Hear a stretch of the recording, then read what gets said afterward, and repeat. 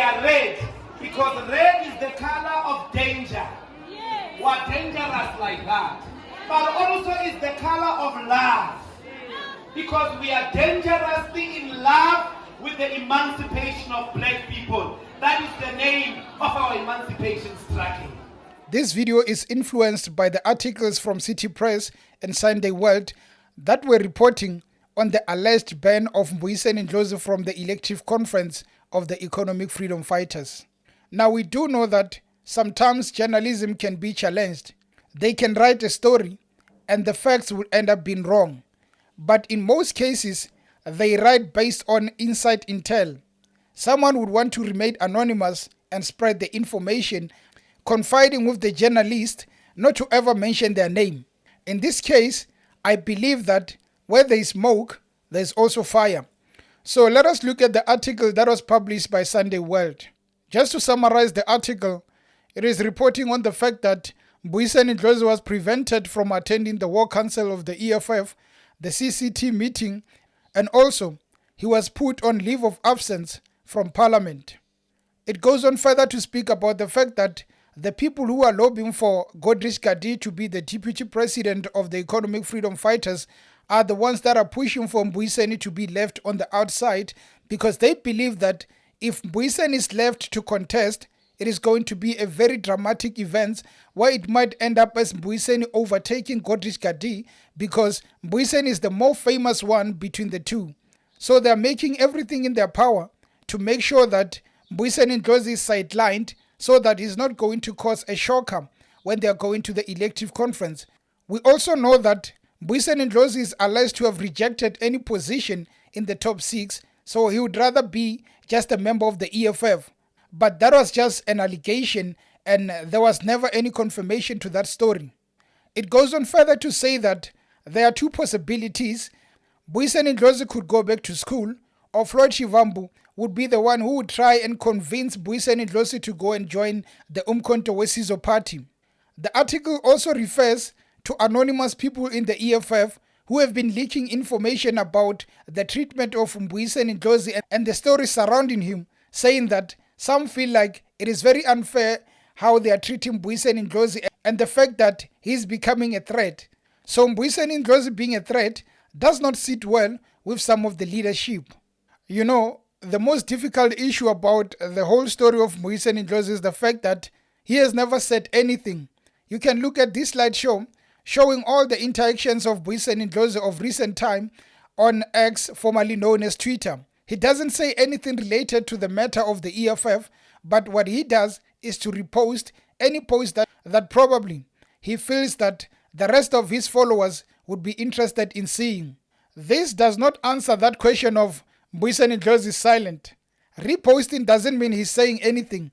If there's any truth to the matter of him being banned and he continued to repost all these things that he's been reposting, you look at the fact that he's reposting things from the economic freedom fighters and some of the leaders.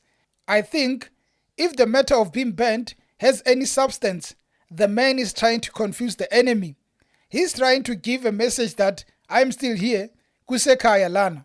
But one day, he might just drop a bomb and everybody would be confused.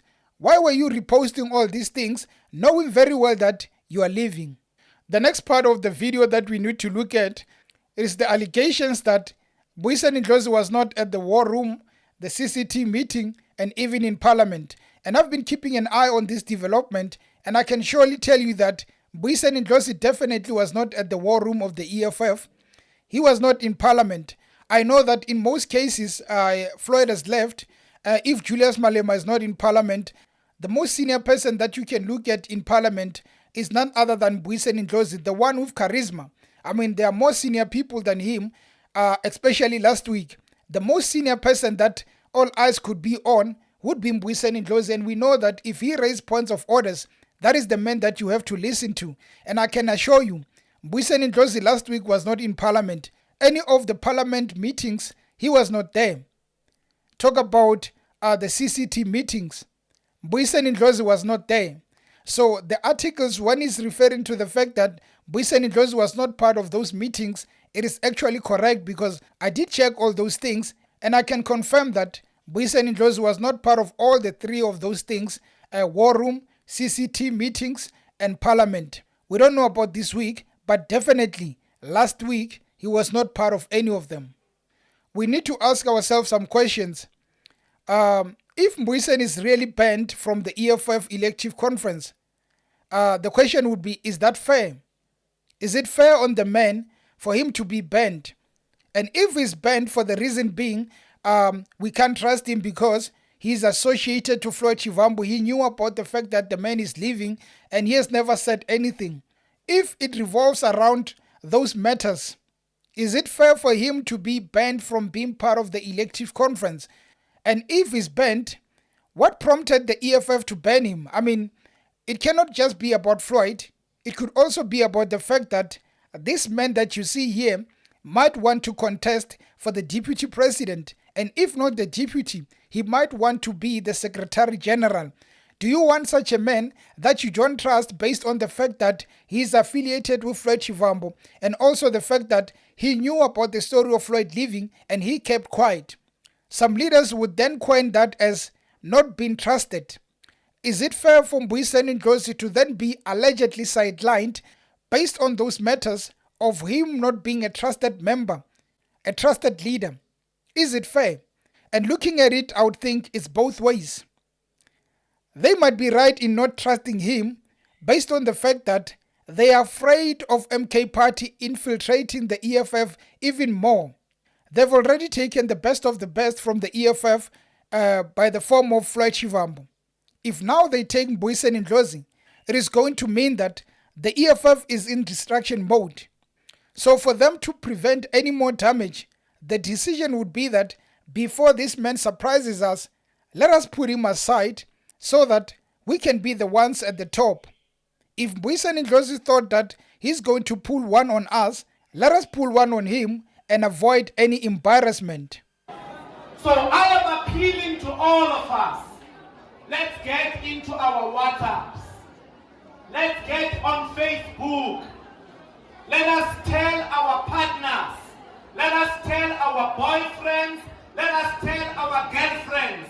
We are voting the EFFSC tomorrow. It must be so fashionable to vote for the EFFSC. It must be fashionable. And when your boyfriend comes at low checker tonight, oh mother baby, who are you voting for tomorrow? If he's not voting for the EFFSC, you are not getting a kiss. Because while Rwanda was a part of the economic emancipation movement, Rwanda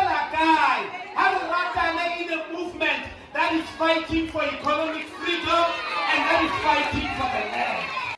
The other part would then be, if Mbuyiseni Ndlozi is banned, allegedly banned from the elective conference of the EFF, based on the fact that this man cannot be trusted, his affiliation with Floyd Shivambu, the friendship, as Floyd has said, is costing him in the position of the EFF.